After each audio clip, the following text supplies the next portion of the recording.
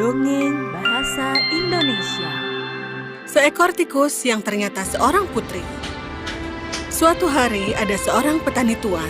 Dia hidup di desa bersama 3 anaknya. Mereka bertiga begitu muda dan tampan. Petani tersebut sangat bangga dengan mereka. Kemudian dia berpikir telah tiba waktunya untuk mereka menikah. Dengarkan, nak, kau sudah cukup dewasa untuk menikah. Aku ingin kalian mencari pasangan hidup kalian. Aku ingin kalian hidup bahagia dengan pasangan kalian. Tapi ayah, bagaimana kami mencari pasangan? Iya ayah, akan sulit mencari pasangan sendiri. Aku harus mentaatimu, ayah. Tapi kumohon bimbinglah kami. Tentu saja anakku, kita punya tradisi keluarga untuk mencari pasangan dan kalian harus mengikutinya. Ambil sebuah kapak dan tebang pohon di kebun kita. Lihat ke arah mana pohon itu tumbang dan cari pasanganmu ke arah itu. Tapi sebelum menebang pohon, kalian harus menanam satu di ladang dan berjanjilah untuk merawatnya. Iya, ayah. Ayah, kenapa kita melakukan ini? Menanam satu pohon sebelum menebangnya? Karena pohon sangat penting bagi kita. Kita tidak boleh hanya menebangnya. Kita harus menanam pohon lebih banyak. Anak-anak mentaati ayahnya. Mereka semua menanam pohon terlebih dulu, lalu menebang satu. Anak sulung menebang pohon dan tumbang ke arah utara. Oh, utara. Itu bagus untuk gadis yang kusuka tinggal di sana. Aku akan pergi ke utara dan melamarnya. Anak kedua menebang pohon dan tumbang ke arah selatan. Aha, bagaimana pohon ini tahu bahwa aku suka gadis dan sering berdansa dengannya yang tinggal di selatan? Aku akan mulai perjalananku ke selatan secepatnya. Pohon yang ditebang si bungsu tumbang ke arah hutan. Kedua saudaranya menertawakan dia. Lihat ini, apa kau akan mengikuti arah ini? Hei, Vego, siapa yang akan kau nikahi di hutan, serigala atau rusa? Aku akan mengikuti arah itu, kemana pohon itu tumbang. Aku yakin akan menemukan kekasihku di sana. Ketiga saudara itu memulai perjalanannya. Anak sulung pergi ke gadis yang ada di utara dan melamar gadis yang dicintainya. Gadis itu menerima lamarannya. Anak kedua pergi ke selatan dan segera melamar gadis itu. Gadis itu mengatakan aku mau padanya. Viko pergi menuju hutan dan berjalan jauh. Tapi dia tidak dapat menemukan seorang pun. Dia merasa kecewa dan juga lelah. Lalu dia mencari tempat istirahat dan menemukan gubuk kecil di hutan. Viko terkejut melihat itu. Dia masuk ke gubuk itu dan kosong. Tidak ada siapa-siapa di sana, hanya seekor tikus. Oh, tidak ada siapa-siapa. Apa kau bilang? Ini ada aku. Kau hanya seekor tikus, bukan manusia. Apa yang kau lakukan di hutan ini? Aku mencari kekasihku. Di hutan ini? Kau pikir ini adalah tempat untuk mencari kekasih? Tidak, tapi jika aku berusaha, aku mungkin akan menemukannya. Tapi aku khawatir tidak ada manusia di sini. Akan memalukan jika aku pulang tanpa kekasih. Tapi tidak ada gadis di hutan ini. Kenapa kau tidak menjadikanku sebagai kekasihmu saja? Kau itu tikus. Bagaimana bisa aku menjadikanmu kekasihku? Percaya padaku, Viko. Walaupun aku tikus, aku akan mencintaimu dan setia padamu. Iya, tapi... Tikus itu mulai meyakinkan Viko. Dia menari untuknya.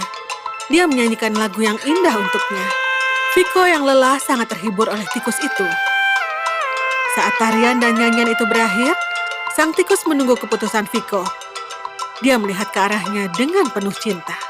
Aku menyukaimu, akan kujadikan kau kekasihku. Sang tikus merasa bahagia mendengar hal ini. Dia berjanji pada Viko bahwa dia akan menunggunya sampai dia kembali. Ketiga saudara itu telah kembali ke rumah. Katakan padaku, sudah temukan pasanganmu? Aku telah menemukan gadis cantik untuk kekasihku. Dia mempunyai bibir yang indah. Kekasihku juga dia sangat cantik. Dia memiliki rambut panjang dan indah. Ada apa, Viko? Kekasihmu pasti mempunyai gigi yang tajam dan telinga yang runcing. Kumohon kalian jangan tertawa. Kekasihku sangat lembut, hal kecil mungil yang terbalut beludu. Dia pasti seorang putri ya. Iya, saat dia bernyanyi untukku, aku merasa sangat bahagia. Kedua saudaranya merasa tidak senang dengan Viko. Hari-hari berlalu. Ayah mereka memutuskan untuk melakukan tes pada kekasih anak-anaknya. Dia memanggil anak-anaknya dan mengatakan, Aku ingin tahu apakah kekasih kalian mahir di dapur atau tidak. Minta mereka untuk membuatkan roti untukku. kedua saudara itu setuju. Tapi Viko terdiam. Dia khawatir karena dia tahu tikus itu tidak bisa membuat roti. Dia pergi ke hutan. Tikus itu sangat senang melihatnya. Aku tahu kau pasti akan kembali lagi. Apa yang terjadi? Kau terlihat cemas. Ayahku ingin dari tiap pasangan kita untuk membuat roti, tapi kau tidak bisa. Saudaraku pasti menertawakanku. Bagaimana kalau aku bisa? Saudaramu tidak akan mengejekmu. Aku tidak pernah dengar tikus yang membuat roti. Tapi aku bisa. Tikus itu membunyikan lonceng perak kecil 3 kali. Mendengarkan suaranya, ratusan tikus keluar entah dari mana. Mereka semua berkumpul di tengah-tengah. Tikus itu duduk di hadapan mereka dengan tegak penuh wibawa. Kalian semua harus membawakanku gandum dari ladang terbaik. Viko merasa terkejut. Tikus-tikus itu menghilang.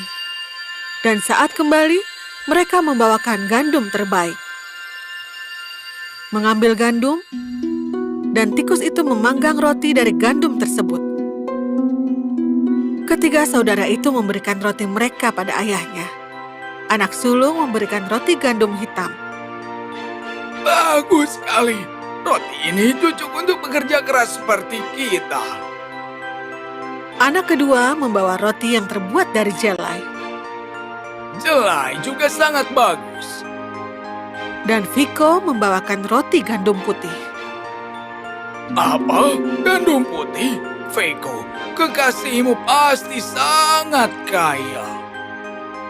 Tentu saja, dia sudah memberitahukan kekasihnya itu putri. Veko, bagaimana dia mendapatkan gandum putih? Dia membunyikan lonceng perak 3 kali dan pelayan dia membawakan untuknya. Aku senang dengan ketiga kekasih kalian. Mereka memanggang roti yang lezat. Tapi sebelum kalian bawa ke rumah, aku ingin mereka menenun sesuatu untukku. Kekasihku adalah penenun hebat. Kekasihku juga. Viko terdiam saja, karena dia yakin tikus tidak bisa menenun. Dia pergi ke gubuk di hutan. Tikus itu merasakan kecemasan. Dia bertanya alasannya. Aku takut kau tidak bisa. Aku tidak pernah mendengar tikus menenun. Bisakah kau? Tentu saja. Kekasih Viko dapat melakukan apapun untuknya. Lagi, sang tikus membunyikan lonceng perak kecil 3 kali, dan ratusan tikus lain datang dan duduk di hadapan dia menunggu perintahnya. Kalian harus membawakanku kain linen yang terbaik. Mereka menuruti perintah. Semua tikus itu menghilang, dan saat mereka kembali, mereka membawa kain linen terbaik. Sang tikus menenun sesuatu yang indah dari kain linen itu. Kain itu sangat tipis sehingga dia menyimpannya di kulit kacang. Ambil ini, Viko. Aku harap ayahmu suka. Viko membawa kulit kacang itu dan pulang. Kedua saudaranya mempersembahkan tenunan dari kekasihnya. Katun kasar. Tidak begitu halus, tapi bagus. Anak yang kedua memberikan apa yang telah kekasihnya tenun.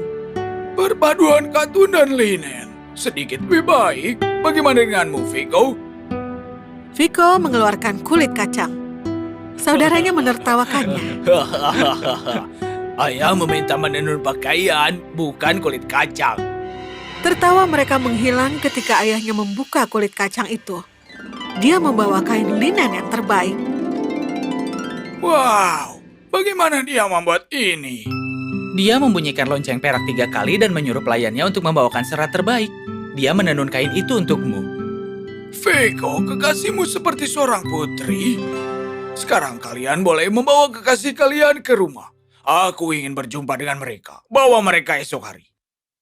Sang tikus sangat senang mendengar hal ini. Dia berpakaian rapi, membunyikan lonceng perak kecil, dan meminta sebuah gerbong dan 5 tikus pengiring. Lalu kemudian tibalah gerbong dari kulit kacang dan 5 tikus pengiring. Viko sangat terkejut melihat ini. Sang tikus duduk di gerbong bersama kusir di depan dan pelayan di belakang gerbong. Mereka memulai perjalanan ke rumah Viko. Viko berjalan di samping gerbong. Jangan cemas, aku akan menjagamu. Dan jangan cemaskan ayahku juga. Dia adalah orang yang lembut. Berjalan melewati hutan, tibalah di kota terdekat. Ada sungai yang mengalir di antaranya. Mereka harus melewati jembatan di atas sungai. Saat mereka menyeberang, seorang muncul entah dari mana, di arah yang berlawanan. Dia melihat banyak tikus menuju ke arahnya. Dia tertawa dan menendang mereka semua ke sungai. Apa yang kau lakukan? Kenapa kau lakukan itu? Kau telah menenggelamkan kekasihku ke sungai. Kekasihmu, tikus-tikus itu? Dia tertawa keras lalu pergi. Viko merasa sangat sedih. Dia melihat ke arah sungai, tapi tidak menemukan apapun. Oh, kekasihku yang malang. Aku sedih kau tenggelam. Saat itu, Viko berbalik dan melihat gerbong yang indah di sisi lain sungai itu. Gerbong itu ditarik oleh 5 ekor kuda yang gagah. Seorang gadis cantik duduk di dalam gerbong. Viko senang melihat keindahan itu. Dia mulai berjalan pulang ke rumahnya. Dan saat dia mendekati gerbong, Viko, maukah kau duduk di sampingku? Aku? Kau menjadikanku kekasihmu saat aku menjadi tikus. Aku yakin kau tidak akan menolakku saat aku menjadi putri kembali. Kau tikus itu? Ya, aku adalah seorang putri yang terkena kutukan jahat. Kutukannya tidak akan hilang kalau kau tidak menerimaku menjadi kekasihmu. Dan kalau pria tadi tidak menenggelamkanku, kutukan itu sudah hilang sekarang. Sekarang kita bisa menemui ayahmu, menikah, dan pergi ke kerajaanku. Dan mereka menuju ke rumah Viko. Ayah Viko dan saudaranya merasa sangat kagum melihat seorang putri adalah kekasih Viko. Ayah, ini adalah kekasihku. Kekasihmu benar-benar seorang putri. Di mana kau bertemu dengannya? Di luar sana di dalam hutan, kemana pohon menunjukkannya padaku. Kemana pohon menunjukkannya? Aku selalu percaya itu cara terbaik untuk mencari pasangan. Jika pohon kami menunjuk ke arah hutan, kami akan menemukan sang putri juga. Tapi mereka salah. Viko mendapatkan sang putri karena dia baik bahkan kepada tikus kecil. Ayah Viko merestui mereka dan mereka menikah. Mereka hidup bahagia karena mereka baik dan juga setia. Mereka sangat mencintai satu sama lain.